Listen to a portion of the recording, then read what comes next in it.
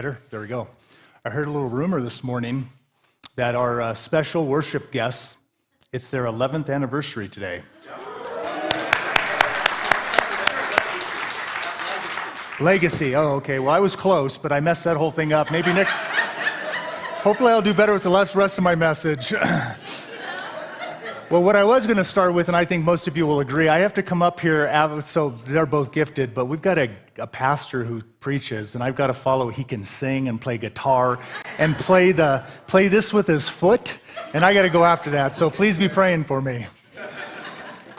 It's really exciting to be here. How many have heard Wes Bentley or myself, Far Reaching Ministries, in the past? Okay, so there's a handful of you. Today is going to be a little bit of a seatbelt day. I'm going to put in a few more details since a lot of you are not as familiar with us as maybe some of the others. We are a ministry out of Calvary Chapel. I met Wes Bentley in 1985 in Horizon in San Diego, and I had no idea what God was going to do.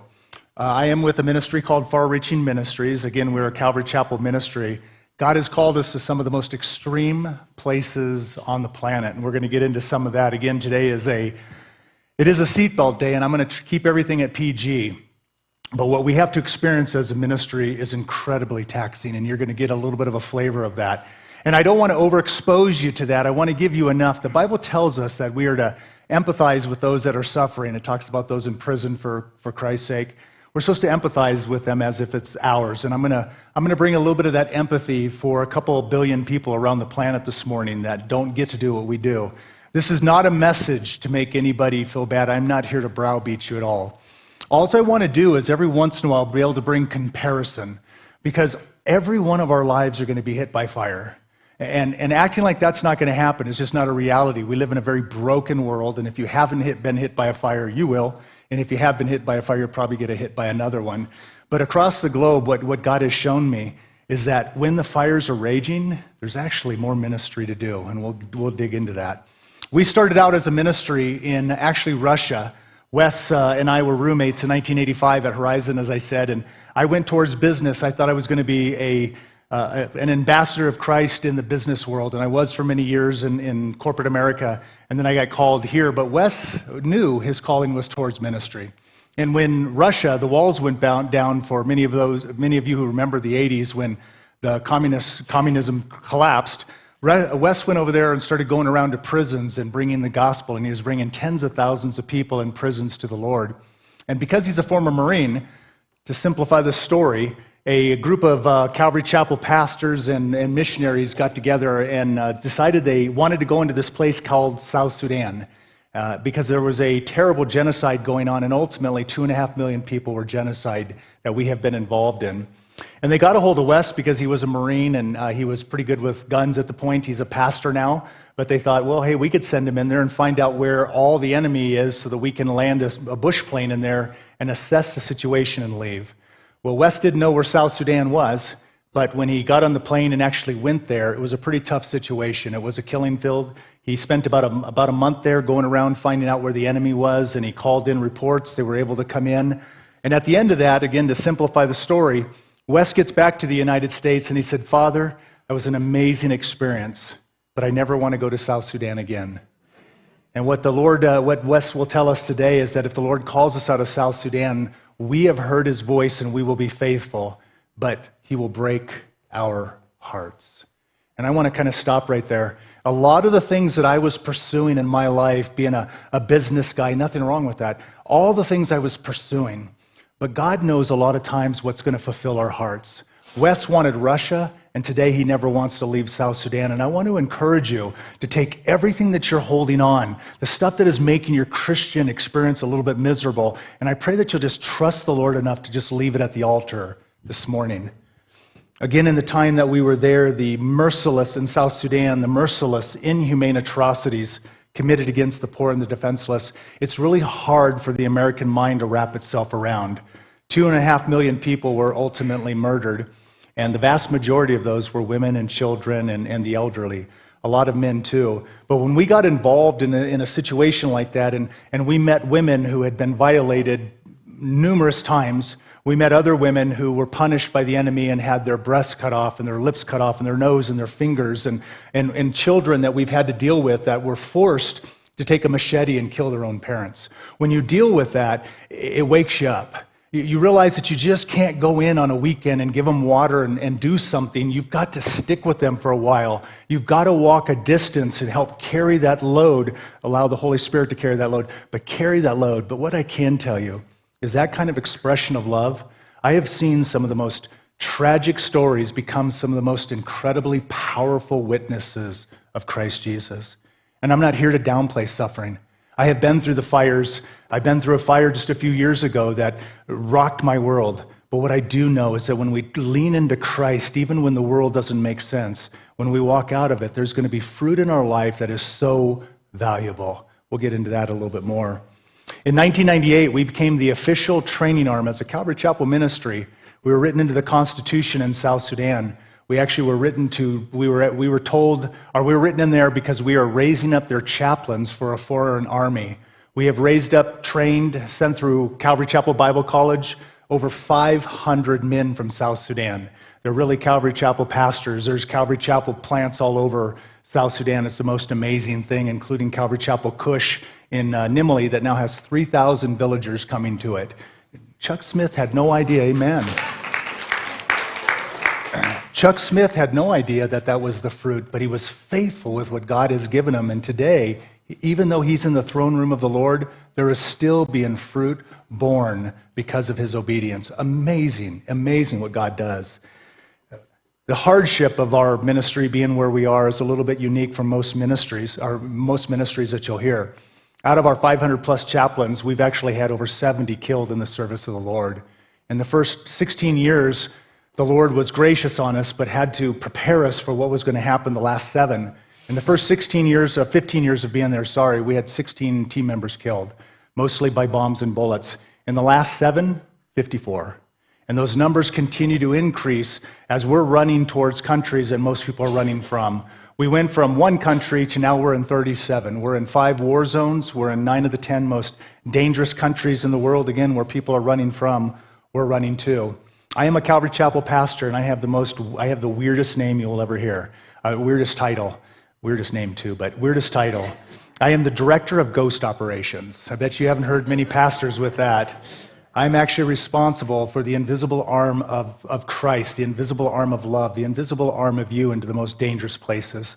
I'm responsible for over 500 underground pastors and doctors and ministry workers in some of the most violent places on the world, including their families. Some of our countries have 22 workers there, but with their families, we have over 200 people in these countries. We're now serving across the Middle East, Europe, we're in Asia, and we're definitely involved in the Horn of Africa and continue to do our work in, the Horn of Africa, but continue to do our work in Central West Africa. I'm going to give a briefing. The pastor wanted me to really Wes really wanted me to connect with you on Latin America. But I want to give a little bit of briefing on what's been going on, just brief, so I can kind of set some things up. And we're going to have a video in about 20 minutes to take you to some of this work. But we have been actively involved in Ukraine and Afghanistan, and I'm going to get into those points. But if you remember, just a year ago when Ukraine happened and watching on the news where all those people were grabbing on to transport planes and falling, and it was a really tough time. We had 22 underground workers in Syria when that was still happening. So let me back that up. We were still dealing with Syria because Syria has been at war and it doesn't make the news anymore, but that country's been devastated. It's not just Muslims killing Christians, but it's Muslims killing Muslims. And we had 12 underground pastors there when Syria exploded. And Danny, who's our lead, we changed the names to protect the innocent. Danny said that he called all of the other 11 of the pastors together and said, the war has started, 12 of them in total. And this is a time for us to pray because maybe the Lord does want us to get our families out safely and then maybe one day come back. But we have to take this seriously. We need to hear the voice of the Lord. And Danny said that he just sensed this was going to be an opportunity to share Jesus with Muslims that were never interested before. They decided that they would literally take an entire week and fast the entire week and pray. And when they got back together, Danny said, Edward, I expected maybe 1 or 2 people to show up. But when I came to that room on that designated time, that underground room in that designated time, not only did the original 11 show up and myself, that was 12, they brought 13 other pastors and their families that decided to stay, and we had 25 underground pastors that continue to work there. And here's the fruit. These stories are in the hundreds, if not thousands, but here's a neat story. When the war first started out, we got to take care of our team. We can't send in big trucks of food because the enemy will see it and take it and kill our people or bomb it. And so we have to send in smaller parcels of food. And one of our team members realized that it was this opportunity to reach out to people that wanted nothing to do with him. And he took his food, and he actually divided it up, and he took some to one of the local imams, one of the most powerful imams in that area. His home had been hit by the war, and they were still living in that. And he brought the food. Long story short, he gives them the food, and in that moment, that man says, "My brother," he realizes, "this is a war zone. You're giving me food. This is precious. What are you doing? Why are you doing this?" And he says, "My brother, why are you doing this?" And he goes, "It's a gift from Jesus." And in that moment, the imam goes, "Jesus, the great prophet?" Invites him into his home. He and his family give their heart to Christ, and today he's running an underground seminary in Syria. That is the hope we have.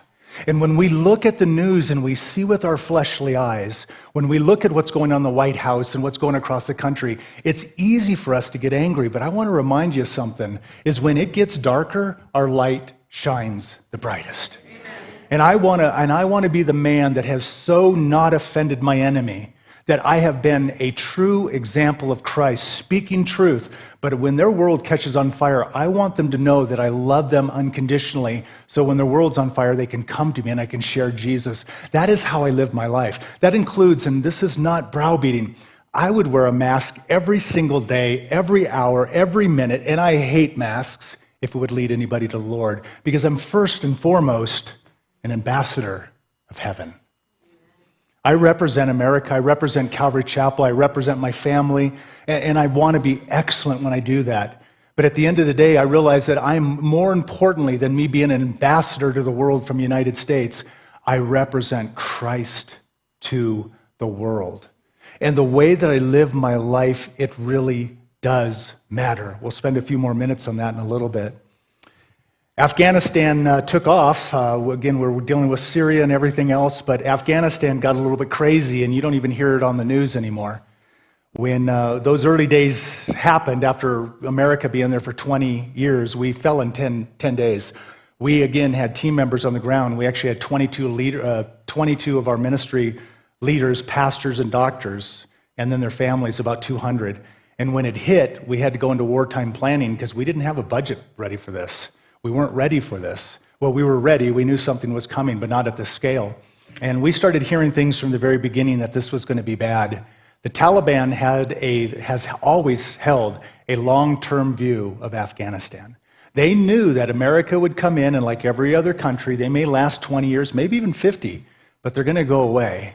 And the Taliban said, if it's not me and it's our children or our children's children, we're going to take revenge. And they made these blacklists years ago of the Christians as well as the Afghanistans who helped America, and they have been targeting them. When the worst case scenario happened for us, we were rushing to get things done in Afghanistan. If you remember the early days with the airplane, as I mentioned, but if you remember the suicide bombs when there was like several thousand people trying to get in there, our team members were trying to get in there. And those Marines that were actually killed were actually helping us trying to find our people in the midst of hundreds of thousands of people in the most terrible squalor you could have ever experienced. It was just terrible. And so we have an honor for those men because many of them gave up their lives trying to help us and help Americans and try to get innocent people out of there. But here's the good news.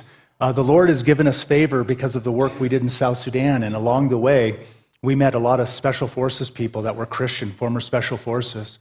We met a lot of people from the CIA and the FBI that are Christians. One of our board members is a retired FBI and an ordained Calvary pastor.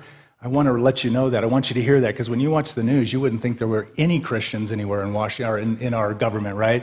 But I can tell you, I've met hundreds and thousands of them, and they are there. And that's the hope we have to get. Even if we don't see what we want to see with our eyes, we've got to get to the point where we so trust Christ that we don't shake. And the only way for that to happen is for you to be put into situations by the Lord that cause you to shake. And when he takes you out of that, then you quit shaking. And I have learned that the Lord is good, but I've got to be in situations that are bigger than me to understand that he's good. He just doesn't give me a purple pill and say, Edward, you can do it now.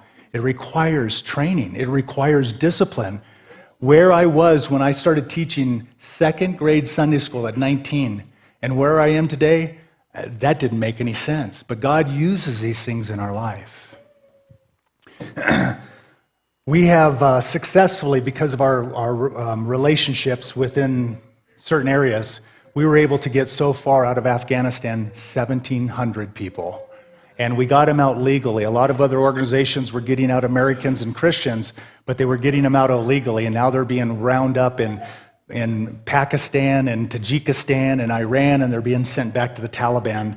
God connected us with somebody that had stole the passport machine, and we were able to get passports for all the people we got out, plus visas, because of one of our team members who was with the FBI. He was able to fly around and talk to presidents and prime ministers and governments, and we were able to get people all over the world. This isn't special about us. I'm telling you, we are not qualified for this, and I'll spend some more time for this. It's just that when God has a job, and when we stand up and we are faithful, even though our knees are shaken, what God can do in our life is still huge. When all that happened, we started getting some calls. We had our team members we were worrying about. We only had 200 people to get out. And we started getting calls from other ministries like Samaritan's Purse, because they had people stranded in there.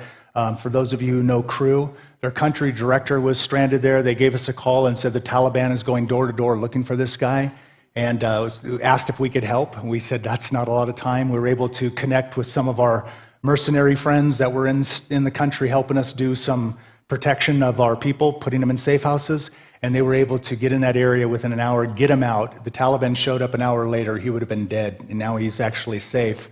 And then one thing that just blew our mind, and this is what I want to encourage you. These are not us. This is what God can do. If you've seen the movie 13 Strong, anybody seen the movie 13 Strong? Beautiful story, and I would encourage you to see it. It's it's done for Hollywood. But the first CIA agent killed in Afghanistan was Mike Spann, if anybody remembers that. He was a strong Christian. He was married to Shannon Spann, who was also a Christian. They had met at the farm and going through CIA school, and they got married, and then they served in Afghanistan. Again, he was the first one there. Shannon continued to work there because all the people that had helped her husband in the early days before he got killed, they're called the Alpha Team. Shannon was trying to get the Alpha Team out because the Taliban was actively hunting every one of them. And so she went to former CIA, went to the CIA, and they couldn't help. Went to many different agencies, and nobody could help. And in frustration, she was crying out to God, saying, God, what do I do? And he said, why are you going to the world? Why don't you go to my people? And she goes, Father, I don't know your people that know how to do this. She didn't know us. She called somebody who I don't know, and he said, if I were stuck in a situation, I'd call Far Reaching Ministries. Still didn't know who we were. She got a hold of us, and by the grace of God, now we have been able to rescue her people, but she got to sit with the most recent CIA director and tell him all about Calvary Chapel and Far-Reaching Ministries and how God was able to use us to get 1,700 people out, including her people, when the CIA couldn't do it. And this is what the director said, how do they do that? I want to know this organization. When you live for Jesus, the world's going to hate you. But when you live for Jesus, people want to understand what God is doing when he does the miraculous. I'm a guy from San Diego, and if anybody's from San Diego, I'm a guy from Santee. And if God can use me, he can use, somebody knows the area, there we go. Amen? Okay. I'm going to spend some time in the Word, because we're Calvary Chapel. I didn't know what I got. When I showed up at Calvary Chapel in 1985, I was a mess. I didn't know anything about the Bible. I didn't know how I just love Jesus for this. I didn't know how special it was to be in a denomination that actually takes the entire Word seriously. We go from Genesis to Revelation, and the Word interprets the Word. I didn't know how special that was. Until a few years ago, it really connected with me. I've read through the book of Luke probably 1,000 times. I've taught out of it and everything. And there's a story in here that I've read over 1,000 times.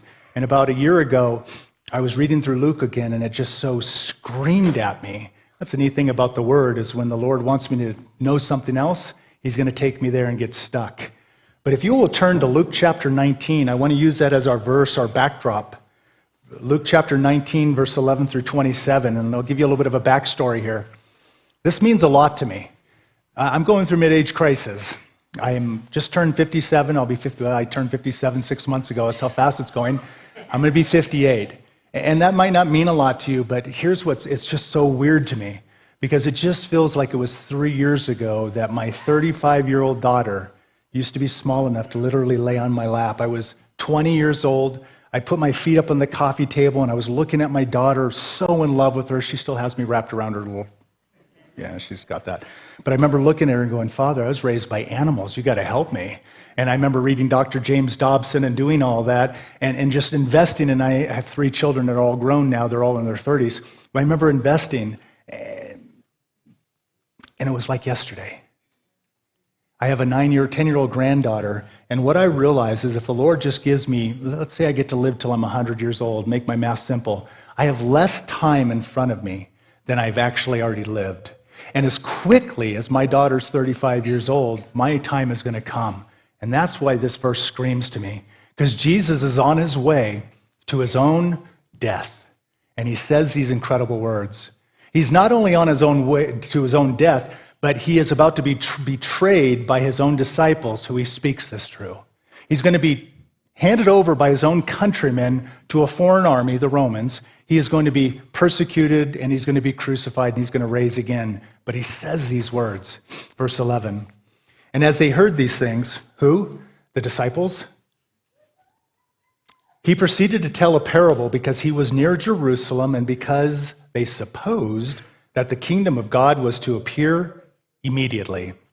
He said, therefore, a nobleman went into a far country to receive for him a kingdom and then return. Calling 10 of his servants, he gave them 10 minas, and he said to them, engage in business. Most of your translations probably say, occupy until I come. But his citizens hated him and sent a delegation after him, saying, we do not want this man to reign over us. When he returned, having received the kingdom, doesn't matter what the people think, he ordered those servants to whom he had given the money to be called to him, that he might know what they had gained by doing business. The first came before him, saying, your Lord, your mina has made 10 minas more. And he said to him, listen to these words, well done, good servant. Cause and effect. Because you have been faithful in very little, you shall have authority over 10 cities. Dig that. I mean, just understand that. He gives him a pound of silver. He's faithful with just money, which is a lot of money for them back then. A pound of silver is a lot of money for us today too, but it's a lot of money back then. And he says, be faithful. That was nothing. But because you were faithful there, I'm giving you responsibility over 10 cities. Government, education, family, all of that. I don't know how to express this more passionately than I can right now, is that faithfulness is the requirement for what God wants to do next. I've got to be faithful where God has me today because it's preparation, even if I don't see it, for what he wants to do next. And I want to encourage you, some of you, I know you're trying to figure out what God's doing, but I'm going to tell you, he's already given it to you, especially if you're a dad or a mom. You've got kids to raise. That's what's in front of you as God is going to then prepare you for what's next. This church. We'll spend some more time on that too. I won't go too much further in that. Because you have been faithful. And a second came to him, saying, Lord, your mina has made 5 minas. And he said to him, and you are to be over 5 cities. Then another came, saying, Lord, here is your mina, which I kept laid away in a handkerchief, for I was afraid of you. Because you are a severe man, you take what you did not deposit, and you reap what you did not sow. He said to him, I will condemn you with your own words, you wicked servant. You knew that I was a severe man, taking what I did not deposit and reaping what I did not sow. Why then did you not put my money in the bank, Why didn't you just do something simple and practical if you were too afraid? Why didn't you entrust it to somebody else, at least get interest? God is fully expecting me, and I'm going to challenge you, and you, everyone who confesses Christ. We are called to be fruitful with what he's entrusted us with. Our families, this church, our careers, our marriages, our civil responsibilities. Whatever God has entrusted you right here in Colorado, he's fully expecting you to do something with it. And here is the God that I serve. He is a God of graciousness. This is what I know about my life, is I got a lot of Christianity right, but I didn't realize, and this is going to sound really weird, when I first became a Christian, I didn't realize that I was running to something that wasn't what I used to be. I grew up in an incredibly dysfunctional family, and I didn't want anybody to know that I was from Santee and came from such a broken family. So Christianity, it helped me be a different guy. And what God had to do in that is he had to break me down through the fires so I could realize it was never about me being a different guy. It was about me using the stories of my life to have compassion. I saw my mom get beat up by multiple drunk boyfriends and husbands, and it always ripped my heart out. As a little boy, I was so afraid. It's caused so much fear in me. I used to jump out of the window and run to the neighbors and call the police. Today, God uses that same thing because when somebody picks on a child or a woman, it hurts, and I got to do it. God uses my pain and my scars to give me compassion on those that are suffering worse than I ever suffered. Listen to this. Then he said to him, to those who stood by him, "Take the mina from him and give it to the one who has 10 minas." And they said to him, "Lord, he has 10 minas.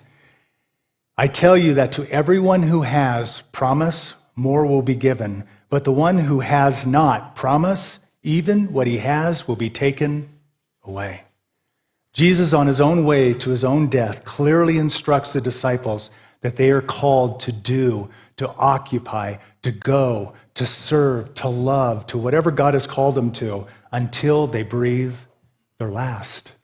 I'm going to go back to that age thing. You clearly are going to be able to empathize that I'm living through mid-age crisis.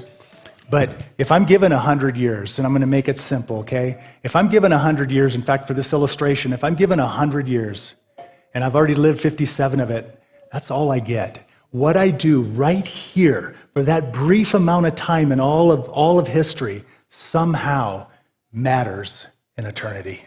And eternity doesn't just go out to where my arm ends. It goes out the wall. It goes around the world. It just keeps going. There is no end to eternity. And this is how I get to serve Jesus.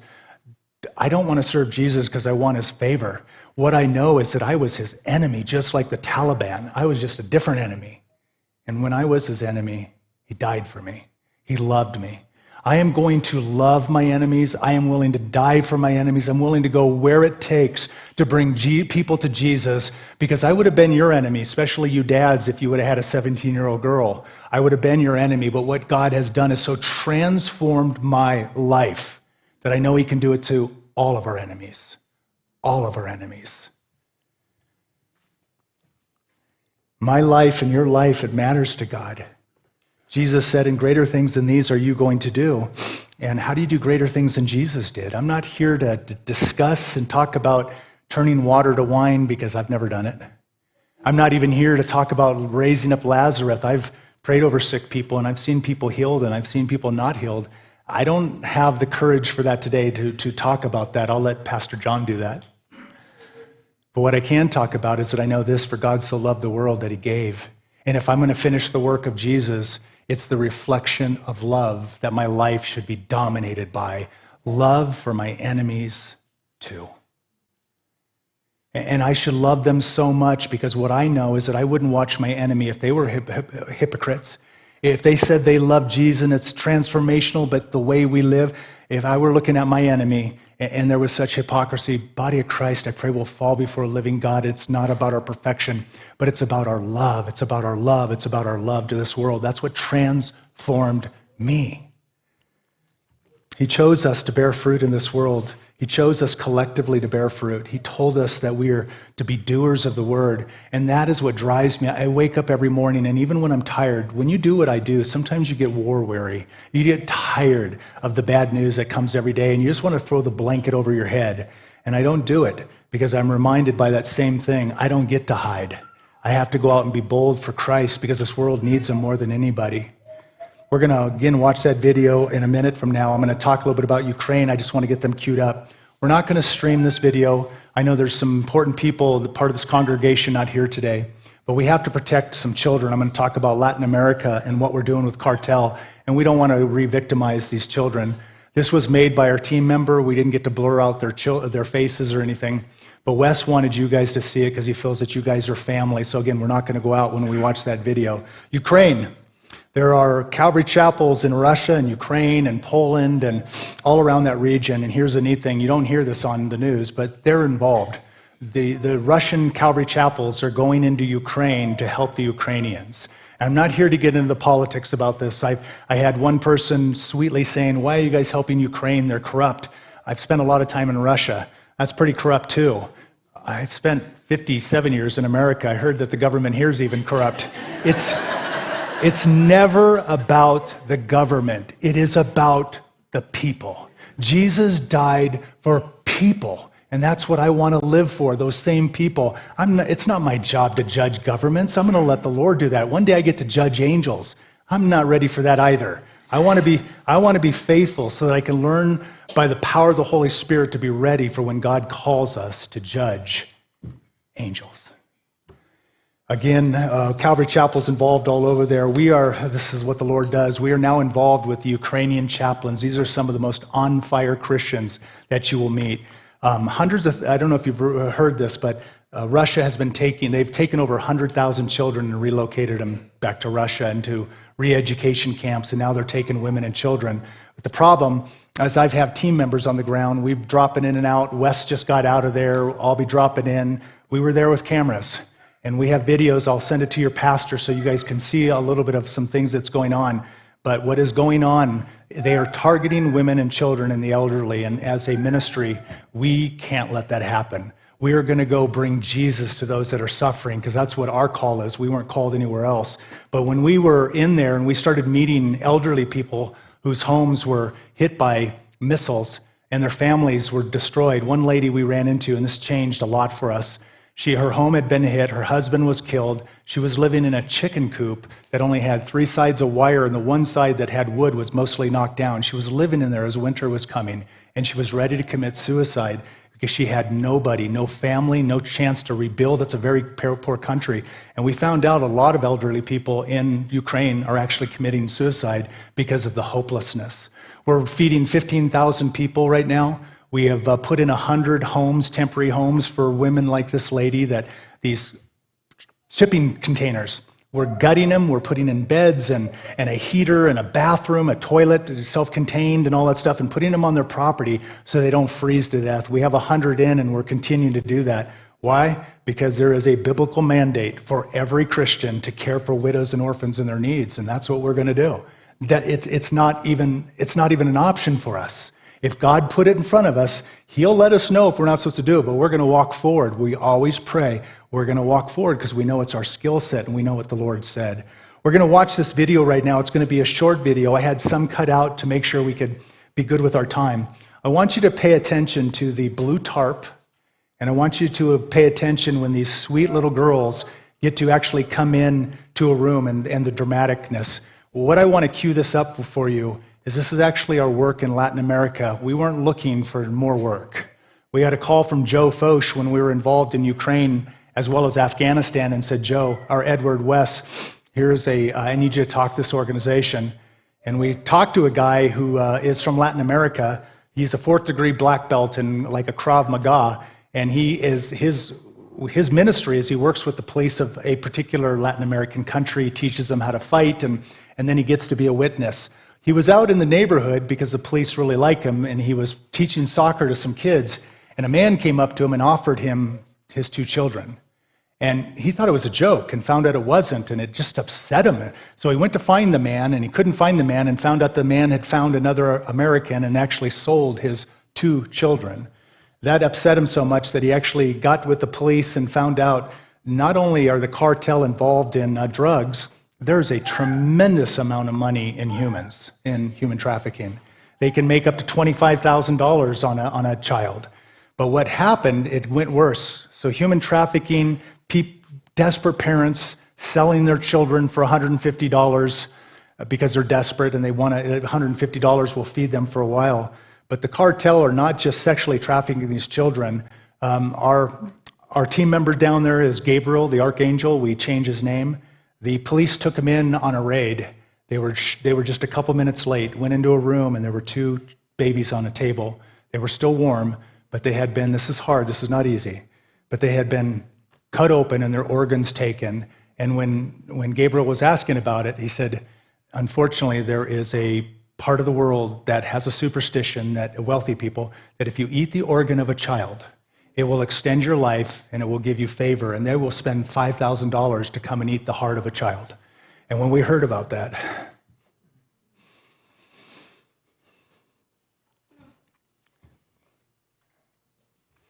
let's watch this video.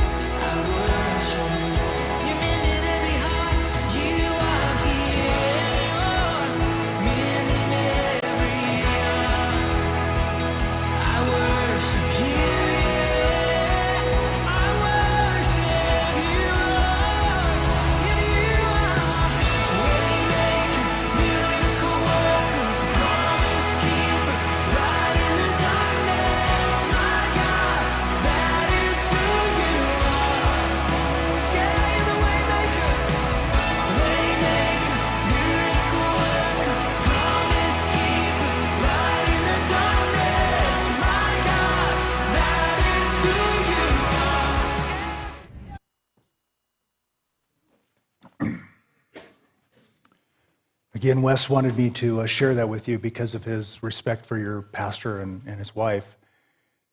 It's hard on me because those are real girls, right? Those are real kids. I know them, and I promise I'm tougher than this. You know, here's the truth. I got only a couple minutes, so I'm going to say this in 30 seconds. I love being a guy. I really do. I don't understand some of the controversy. I love it. I love testosterone. I wish that I could go. I wish they sold it at 7-Eleven. I'd go and buy a can of it every day. But I pray, even though I like being a guy and I like macho things, I pray that I never become insensitive to the suffering of others. And right now, the Lord is keeping me there. Of the girls that you got to see up there, can we throw up that one picture? We have a picture you're going to see. And why those girls fell when they went in that room, because this was their home. They lived on the floor, and this is where up to 10 men a day would come in and violate them. We have a 5-year-old girl in there. You didn't get to see her. She's just a little sweetie. She needs reconstructive surgery in the front and the back from being repeatedly raped by adult men. We have a 7-year-old in there who was so forcefully violated that she now has liver damage and kidney damage, and she's 7, and she has to wear a catheter for the rest of her life, and she has syphilis. 11-year-old girl, this cute little girl with the blue jacket on, she needs reconstructive surgery, but she is now HIV positive. Little boy, reconstructive surgery because he was sodomized by 10 adult men a day. What they do with these people after they use them and make about $25,000, they load them up with drugs and drop them off to the side of the road. Luke 19 says to me, and he said, well done, good servant, because you have been faithful. Faithful with money?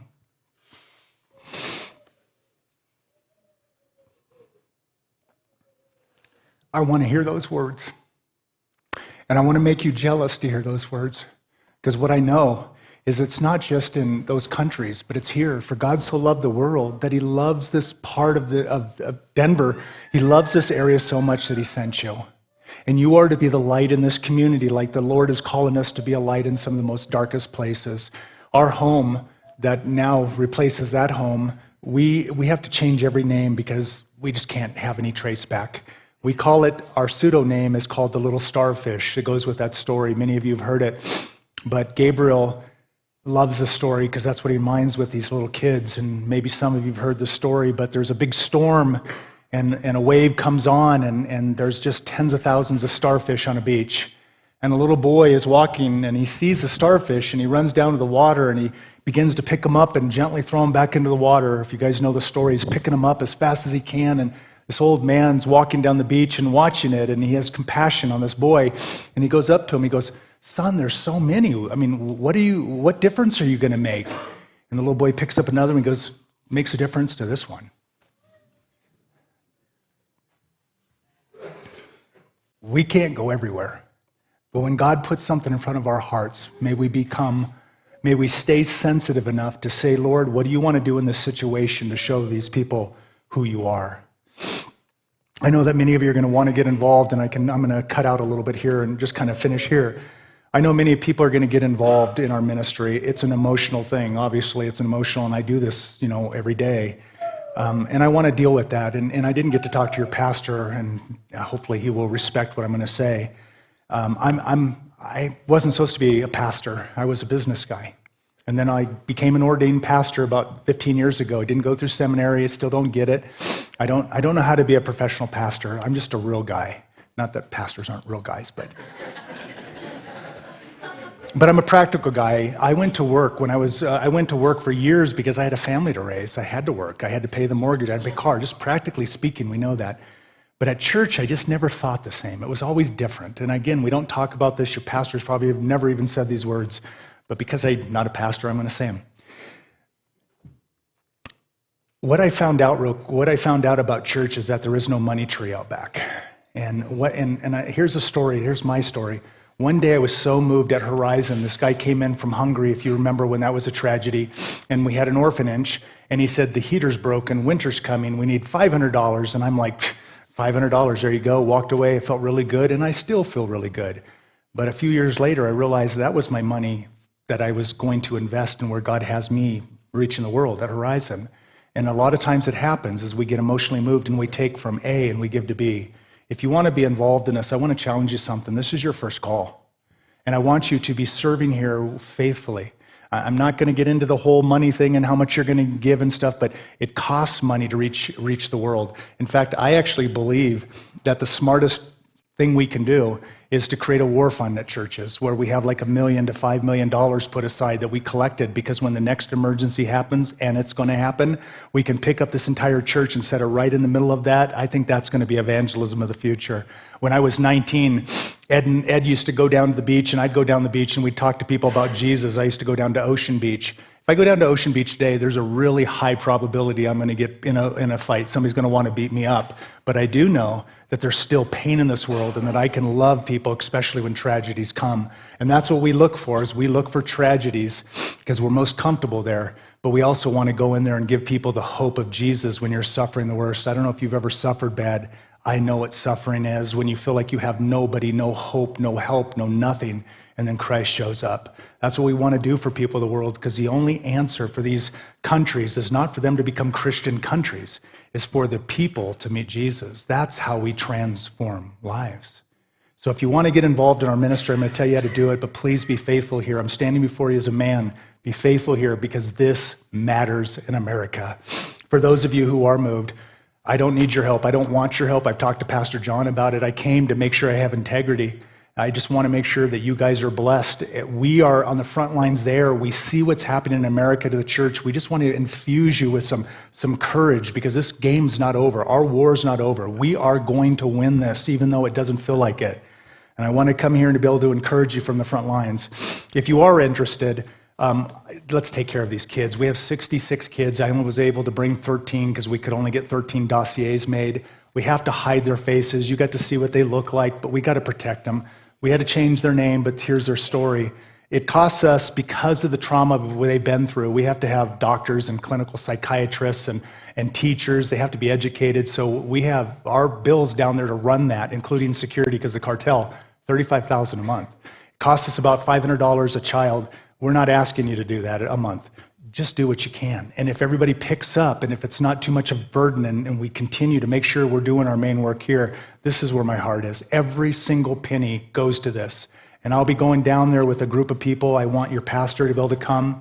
We would love to get a couple people from you while we're out in the jungles working on some stuff to just love on those kids. We'll talk to you a little bit more about that.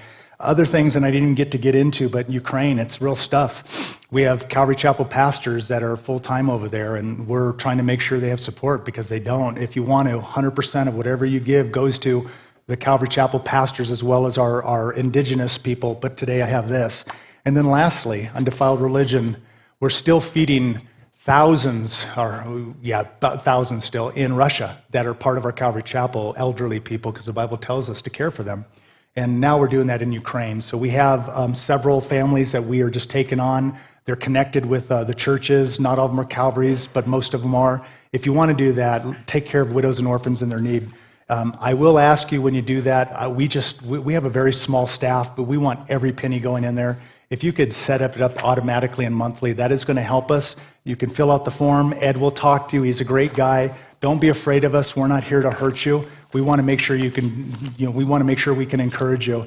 And for some of you, God is in a different place, and you want to take care of children and that. You can do anything that you want, but you can get with Ed when we're done. But as I get into closing with this, I just want to encourage you with something. Your pastor is known by our ministry. I've listened to your pastor's teaching. You guys are in a place where you're well taught. I want to encourage you. There's this shaking in the church, and it's really hard to find those places that are really stable. And I know that there's no perfection here, just like there's no perfection anywhere. But let me say something. Quit looking with your eyes. Where does God want you to rise up, and for the next 5 years, 5 months, or the rest of your life, where are you supposed to serve? I would serve under your pastor because I know he's going to teach me right. He's not here to hurt me. He opened up the pulpit so that I could come here and talk about very emotional things because he cares about heaven more than he cares about himself. That is an amazing pastor. And I pray that you guys will just not just fall in line under leadership, but just let go of those things that are weighing you down. I'll tell you why I can't be a full-time pastor like your pastor. because I know that if I taught on certain things like marriage and it kept falling apart, eventually I'm going to throw the pulpit through the window and you guys are going to fire me. So be really glad that you have your pastor. And I wanted to leave it a little bit lighthearted because this is a very serious day. But God does bring both heaven and hell. We get to see sunshine on days when our eyes are filled with tears. And my heart is heavy, but I'm also encouraged. But this is what I want to show the world. They know right now from the last 2 years what most Christians hate. I want to show them what we love, because that defines Jesus. Pastor?